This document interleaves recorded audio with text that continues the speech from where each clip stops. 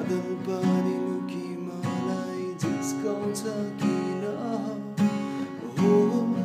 आज धेरै पछि तिमीसँग बोलेको तर जुनी बित्यो होला मैले मुटु सोपेको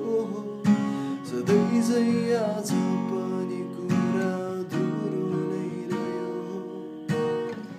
भन्छु भने मनका कुरा त्यो मुटुमै लुक्यो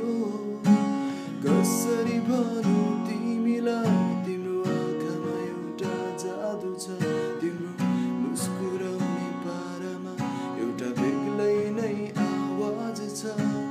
खै त तिमीले बुझेको